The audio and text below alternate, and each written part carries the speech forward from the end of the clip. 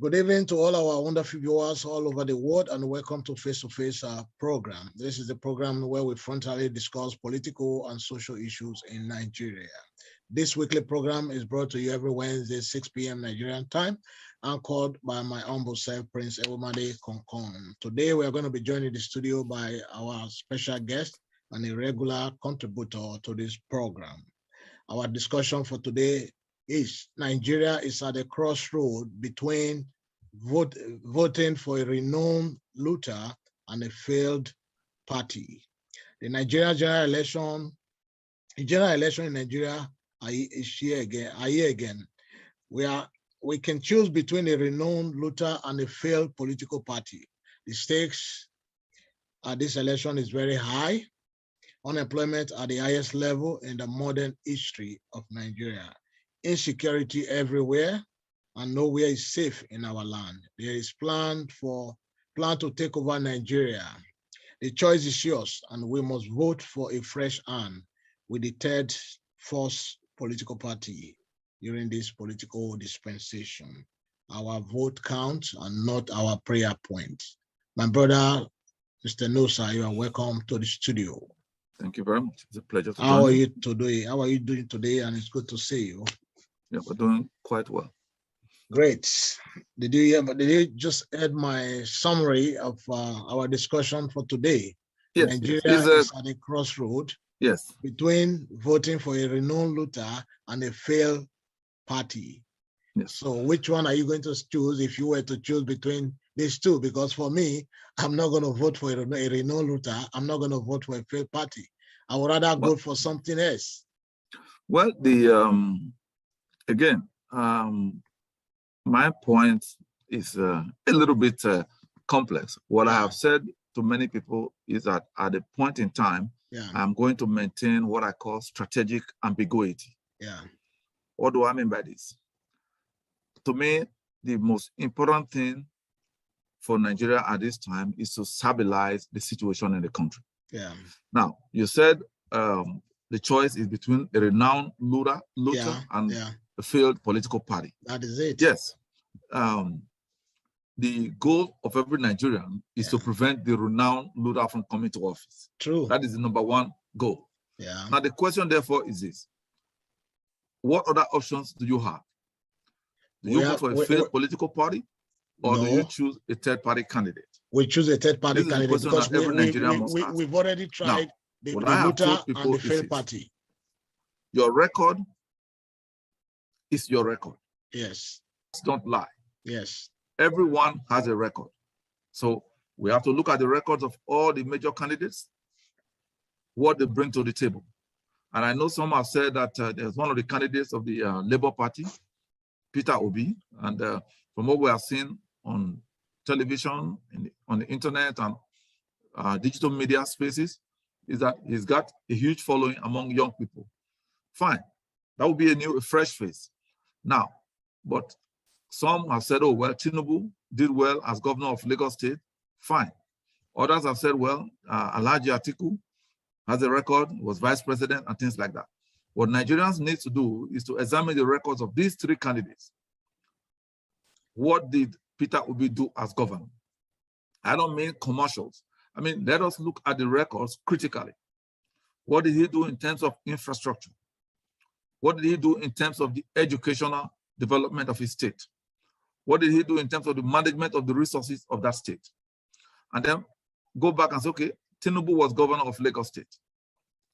What did Tinubu do as governor that qualifies him to now seek the highest office in the land? What did he do in terms of infrastructural development of Lagos State? What did he do from the standpoint of job creation? I think I might have to come in here. I might have to cut you. I'm sorry, I have to cut you in there because first of all, we shouldn't just look at what they have done in the past. We should also put into consideration their age. First of all, Tinubu is not 70 years old as is claimed today. Tinubu should be over 80-something years old. Look at the age of the oldest daughter, who is 60-something years old. Tinubu, first of all, is too old to even pile up the affair of Nigeria. He's sick. He's a sick man. Because we cannot afford to have another sick person in the affairs of Nigeria. Buhari was a sick man when he came into power. Look at what Buhari has done for the past 7.5 years. Tinubu is also sick. We don't need Nigeria. We don't need somebody like Tinubu to rule Nigeria. We don't need somebody like Atiku, who is a looter, who is a renowned looter. The reason Nigerians are suffering from unstable electricity today is because of Tinubu. Tinubu is the sole distributor of Meccano generator in Nigeria, thereby creating paving way for his business to drive. So these two people, completely, we should just off these people, because for the past 24 years, PDP was in power for 16 years. What have they done for Nigeria? APC came to power because PDP failed. They came into power. Now, what have they done for Nigeria for the past 7.5 years? So completely, Nigeria should look into something different. We don't even have to mention the names of these people, to be honest with you. These people should be wiped completely. Whether Tinubu or whether PDP, they should be completely wiped out, because this election that is coming 2023 is an election, revolution election. Nigerians are tired, they are frustrated. I saw a video today about somebody complaining about 5 liters of oil, engine oil, being sold for 10,000 naira. This is something they were selling for 7, 8, or 1,000 maximum when I was in Nigeria back in 2013. It's now sold for today for 10,000 naira due to the failure of this present government. So these two parties should be completely, we don't even need to talk about these two parties. They should be completely wiped out. Nigerians are tired. So I'm sorry that I have to bring that in. No. I understand your passion here and your frustration. But again, we have to deal with the reality on the ground. Is there a credible alternative that can win election? Yes, there is. Does the Labour Party have the necessary infrastructure? Forget about structure. What is structure? That is where that is the problem. Who are the structures? Who are the structures? No. You and I, we are the structures of any political party. You see, they say talk is cheap. Yeah. Talk is cheap. I can see the excitement behind Obi and all these things. And man, I love it. The excitement. But again, people set up, people are using their money to fund everything about Peter Obi. That's how excited people are, because they want a fresh breed of air. They want something different from these two failed political parties. I completely align myself with that sentiment, that Nigerians are yearning for something different. But what I will tell you is this: transforming a society and enthroning transparent leadership is more than voting in an election. It's more than just saying, oh, this is my candidate, you vote for the candidate and the candidate wins. Because after the election comes governance. Are you then engaged? You see, presidents don't determine future of countries. Societies do. You know, I said this again, and I'll bring it back again. Now, let us hope Peter Obi wins the next election and is sworn into office. What is he going to do? Who controls the Senate? Who controls the National Assembly? Who are the governors on the ground in the various states? Now, can he wave a magic wand in Abuja and cause things to move in the various states? The Nigerian people have to be ready for change. Now, I have seen some of the noise. Can I shock you with the news? When Emmanuel Macron of France came into power, he has no structure, he has nothing. Are you aware of that? Very well, very well. Okay. Emmanuel Macron rode into power with nothing, not even a member of parliament, nothing when he rode into power. Today, his party controls almost half of the parliamentarians. That is it. But let me tell you this, the French are not Nigerians. Anything is possible. Culture matters. Yeah. Nigeria is a nation of many nations. Yeah. You have cultural differences, you have religious differences, you have ethnic differences that are going to come to play when it's time for the election. So it is important that we really we give these things the proper context. Yeah. I hope Peter Obi wins. I want him to win. I align myself with the voices for calling for change. But what I say is this: voting is more, transforming Nigeria is more than just voting. We need to be transformed. What are you doing as a construction worker? You are a police officer. What are you doing? You are a teacher. What are you doing? You are a banker. What are you doing? The civil servants, what are they doing? These are more important in changing the trajectory of this nation, the direction of that country, more than who occupies Aso Rock. Because no matter what the policies are from Aso Rock, who are going to implement it? The foot soldiers. That is where the rubber meets the road. That is where the change in Nigeria has been stalled. The problem with Nigeria has not been the problem of policies or coming with the right ideas. The problem with Nigeria has been the problem of execution of policies. Because we have the right policies in place. But when it comes to executing it, what happens? Look at the privatization of many of the government institutions or companies in Nigeria. In most parts of the world, when you privatize companies, the companies become functional, they become more robust, and they begin to make profit. But in Nigeria, when you privatize a company, the company goes down and becomes moribund. Alaja Steel. Alaja Steel Company, Ajakuta Steel Company, of course, I'm very Transcorp. You can name them. So really, the question we need to ask ourselves is, are we ready for the change that we seek? Are we really a transformed people? Or we are just paying lip service? I'll give you an inference here, which is the question that I want every Nigerian to answer. Just assume, for instance, that we have been friends now for some time, that I am hypothetically president of Nigeria or Inspector General of Police. And your nephew calls you and say, well, his son has a criminal issue, he's been arrested, and this is a big problem. Okay? And say, oh, please help. And then you call me as your friend and say, oh, look, oh, my nephew or my second cousin has a problem and this. Please help. I need him released. And I refuse to release him and say the law must take its course. What will you do? Before you answer, I'll tell you what the average Nigerian would do. I say he's a wicked man. He did not even help his friend when his friend's relative was in trouble. That is the sentiment. That is the expectation of the Nigerian society. Yes. So if you have that mindset, if that is the norm of the Nigerian society, then how are we going to change? How are we going to get transformed leadership? So this is why I tell people this. If we need to change, then we need to come to the table and say, these are the values that we hold dear. And these are how we need to proceed. And when we begin to go by those values and enhance those values, then we'll begin to produce transformational leadership. Now, until we do that, all ye who labor, labors in vain. Yeah, I'm with you. I'm here. So this is what I'm saying. So I'm not opposed to no, my take on this is that we've tried PDP, we tried them for 16 years. And because PDP was unable to perform or as expected by Nigerians, that was why the APC did a merger with several political parties, and they were able, for the first time in the history of Nigeria, root out a sitting political party. They were able to root out a sitting political party who has been in power for 16 years because they came with the slogan, change, change, change. And Nigeria, being gullible people, they tap into that idea of the change that Obama brought in 2008 in the United States. That was what was resonating in the minds of every Nigerian. Yes, we can. Change. Change. They brought the change. They sold the change to Nigeria. Prior to 2015, the general election, a bag of rice was sold for 7,500 naira for a foreign rice. I bought it, I was home, for 7,500 naira.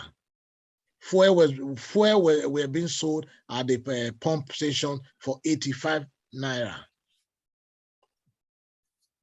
Things were, people were complaining, but things were still far cheaper compared to 7 years after the change administration. The change administration has brought nothing but untold hardship upon Nigerians. That today, Nigerians are begging to survive.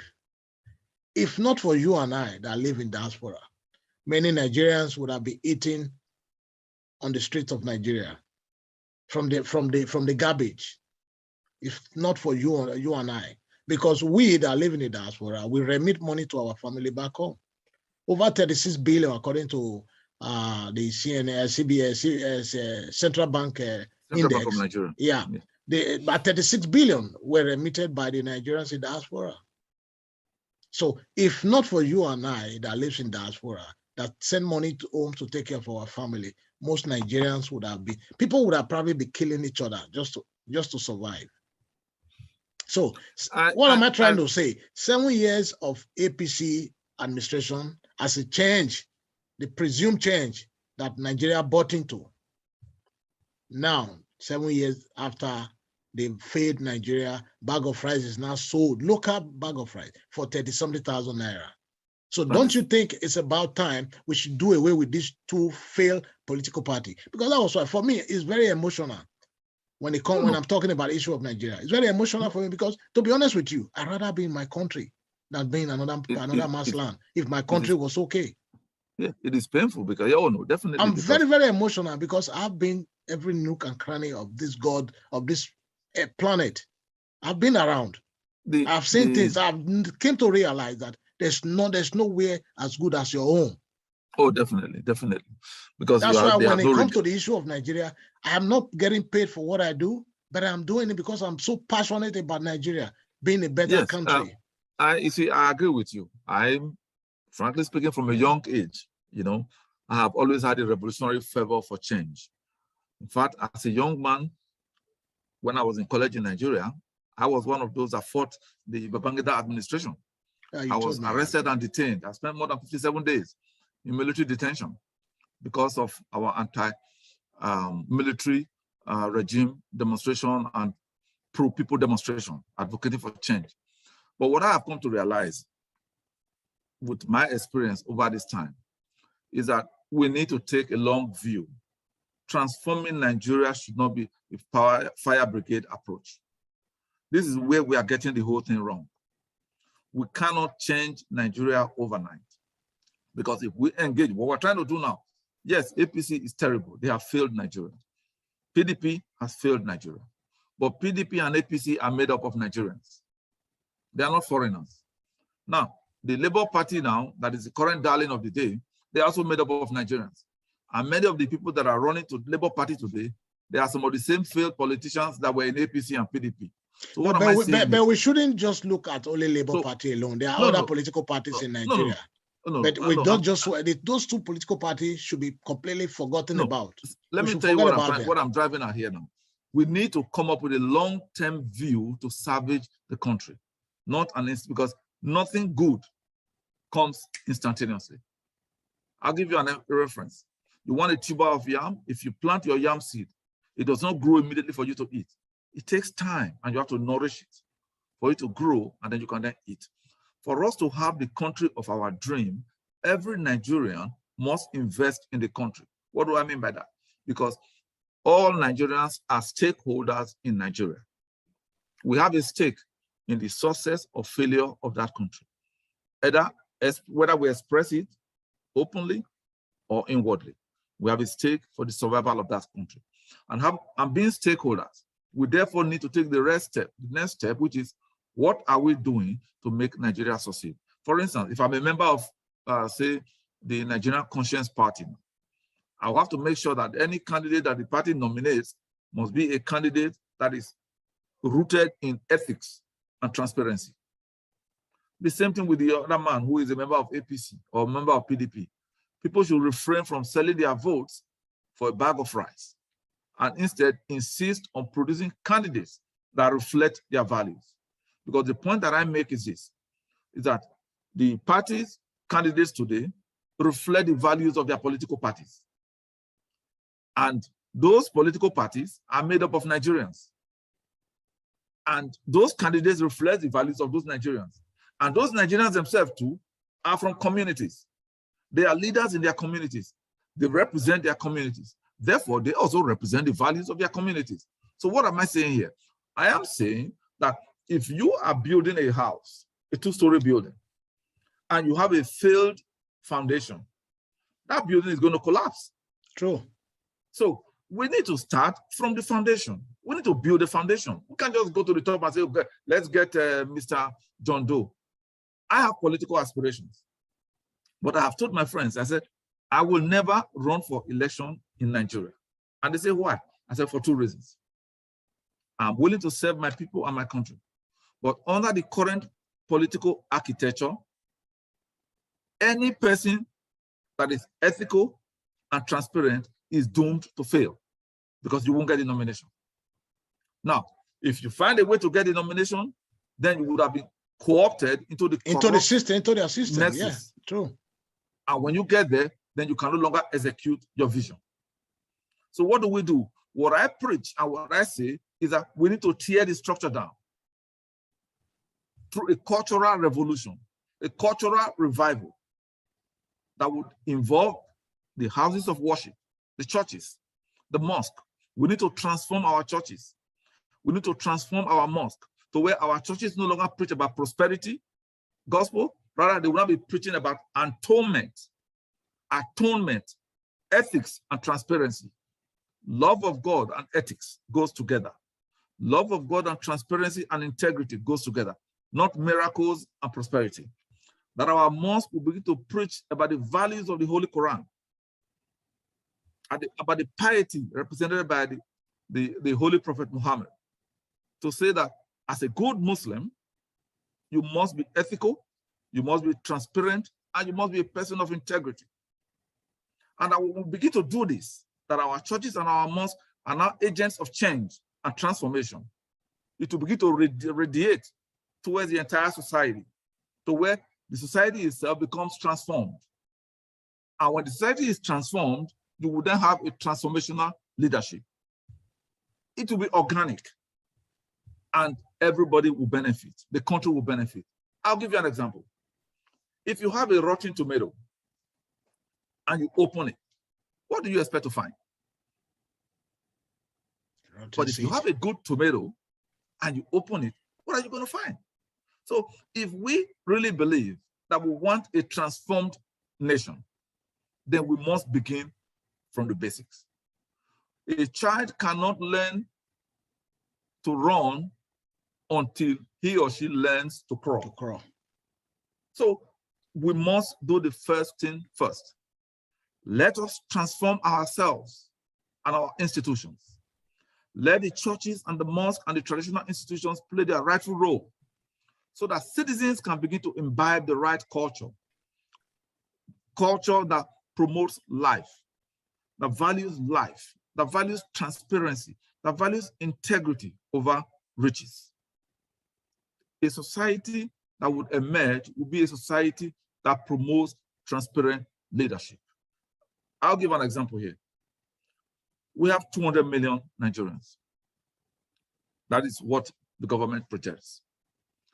If we have more Nigerians that are ethical, if we have more Nigerians that are people of integrity, that are people of faith, whether they are of Christian faith or of Muslim faith, and they believe in the Holy Quran and the Holy Bible, do you think we will have the mess that we have today? Not at all. Thank you very much. But if we have a society where we say, if you break the law, no matter who you are, you pay the price, starting from home. Starting from our streets in Benin or in Lagos or in Abeokuta or Jos or Kaduna.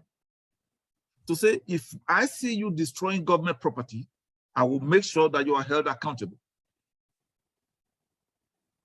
You tell me, how many people in our country today would know that their son or their daughter or their uncle is a criminal, stealing money from government or an armed robber, and will call the authorities and report? How many Nigerians?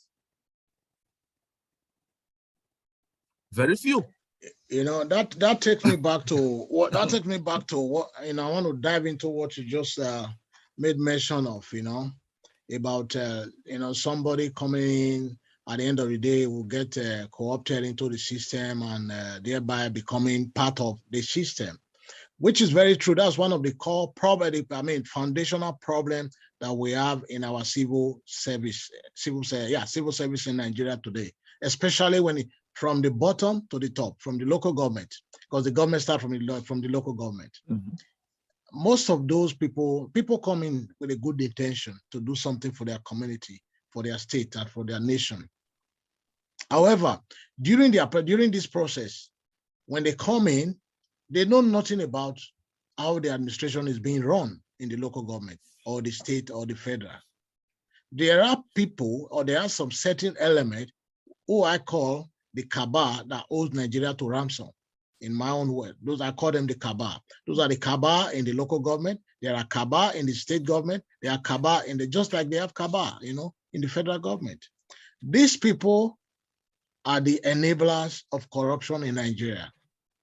For the first time, I said it on Frederick's show, that the people that people don't really focus on. There are some there are people that people don't talk about them. People don't focus on them because these people are the enabler. The system. That's the system. Yeah, because they are there for 35 years. Yes, that's the system. They are there for 35 years. They are the structure. Yes. They are the system of the government. Yes. You understand? Those people knows the in-wins. They know the in-totals of every single thing. How to inflate budget, how to add to it, how to raise voucher, how to do everything that will now lead to, that will now lead to embezzlement of funds from the local government, from the state, from the federal. That was exactly why I told you that we need cultural transformation, because you can have a good president or a good governor with the right intentions, and he will say, okay, look, let us start these rules, let's do this, let's do that.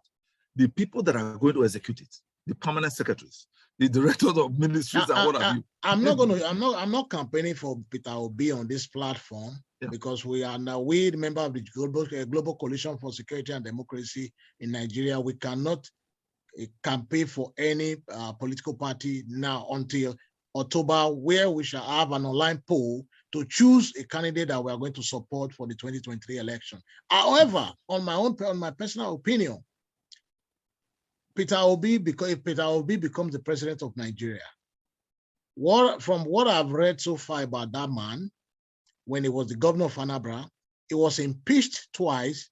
One for failure, for unwilling to share money with the House of Assembly. That was why he was impeached for the first time. So I'm also of the opinion that if this guy eventually emerges as the president of Nigeria, he can also reciprocate the same thing that he has done in Anambra. Okay. Yes. He can also do the same thing by making sure, because all we need in Nigeria for Nigeria to move forward is good institution. And the president, at the head, at the commander of the chief of the armed force of Nigeria, I think he will be able to set up those institutions, because the people you put in position matters a lot. For example, let's look at the EFCC. If you put somebody that you know that is 100% no nonsense person, that would never give room for corruption, no matter who is affected, even if it's my own child, arrest them, prosecute them, and jail the person. If we have somebody like that as the president of Nigeria, my brother, believe it or not, Nigeria will change. People will be frightened. Part of the reason people voted for Buhari in 2015, because they thought he was coming with an iron fist hand to change the narrative of Nigeria. Like he did in 1983. Like he did. I thought people were just taking him. People thought to me, I don't believe Buhari did that. It was Idiagbo. Idiagbo was the man behind the 1983 government. It was the man behind everything. Because let me say this. If Buhari was actually the man behind all the ideas of 1983, how come since he came into power in 2015, how come he has not brought environmental sanitation?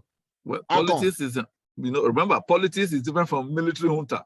You see, I'll tell you, brother, I really enjoy it. I never supported Buhari in 2015. Me, I campaigned against him publicly, even El-Rufai. El-Rufai he started insulting me on social media. I campaigned against most of them. I told people then that Jonathan was not the problem of Nigeria. Just like I'll tell people now again, that Buhari is not the problem of Nigeria. But he is part of the problem. He is part of the problem. Because he's the commander-in-chief. No. Yeah, the current government is a problem. Yes. But they are not the real problem of Nigeria. Our problem is beyond political leadership. Our problem is cultural. If we fix our cultural problems, even if we have a bad leader, guess what? The leader will change. The leader will change. Imagine if you have you have a society, an association, where everybody in that association is honest, transparent. But somewhere along the line, they had a corrupt president of the association. What do you think will happen to that corrupt president? They will throw him out if he doesn't transform. But if you have a corrupt association and you have a transparent president, he has to flow with it. He will not even get there because the association will make sure they put one of their attack in the position. So what I'm saying, is this: I feel the pain. You know, my heart bleeds when I see the situation in the country. But what I hope that we can do is that the civil society, the companies, those who have faith in Nigeria, who believe in Nigeria, needs to come together now and begin to make the necessary effort to transform our society. We should no longer stand for poor governance. Like people are saying now, they are tired of APC and PDP, they want change.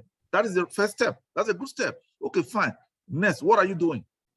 When you see somebody that is pooping on the road or peeing on the road or using their hoe to dig canals across government road, public roads, are you stopping them to tell them they cannot do that? Or somebody is setting government building on fire or stealing the steel protectors on federal highways and bridges? Are you reporting them to the authorities? And as a police officer, are you prosecuting such a crime? You know, so those are the things we need to be doing, because when we do those little things, trust me, those are the little things that will change the country. They are very important. And we need to begin to preach it in our churches, in our mosques, so that people can imbibe it. If you go to all these overseas, people will always say, oh man, those countries are so, Look, it is the people that make those countries where you live. It is the people that make it go. Because if they have a leader who they don't like, or that is not doing the things that they want, what do? They recall them and they throw them out. Those are the things we need to do. So if Obi becomes the president, fine.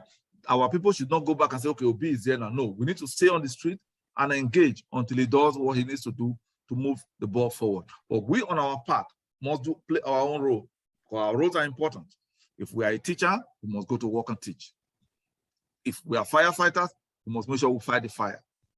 If we are contractors, we should not embezzle or cheat government. Provide what you are paid for. So collective responsibility leads to societal responsibility. Individual responsibility first, and then collective responsibility to ourselves and our country. That's how we move forward. We don't need a black knight or a black savior. No, we are the change that we seek. If we change individually, and our society and our communities change, our nation will change. Thank you, my brother. You know, like I said, I really enjoyed this program for today, and I want to use this opportunity to thank you for always being there, always ready to contribute to our wonderful program on a weekly basis. However, 2023 general election is just 8 months down the road. I personally want to use this opportunity to call on every Nigerian to please abandon APC and PDP at this difficult and trying moment in Nigeria history. We cannot continue repeating the same thing and expect a different result. It is completely impossible. We've tried PDP for 16 years. We saw what they did. Today, Nigeria has no electricity. Egypt produced over 50-something thousand megawatts of electricity, above what they need. South Africa produced about 68,000 capacity megawatt of electricity, above what they need. Nigeria produced only 4,000 with over 200 million population. 60 years ago, Nigeria was producing 1,000 with the little population they had. 60 years on, we are still unable to produce 10,000 megawatt of electricity. This was part of the promise of the PDP-led administration for 16 years. The APC came into power in 2015. They rode into power under the false pretext that they were coming to change the narrative of Nigeria. They were going to make dollar equal to naira. They were going to turn things around for our poor mothers and fathers. They were going to come in to wipe away the tears of the suffering Nigerians. I shed tears and I feel pain seeing what the situation of Nigeria of today.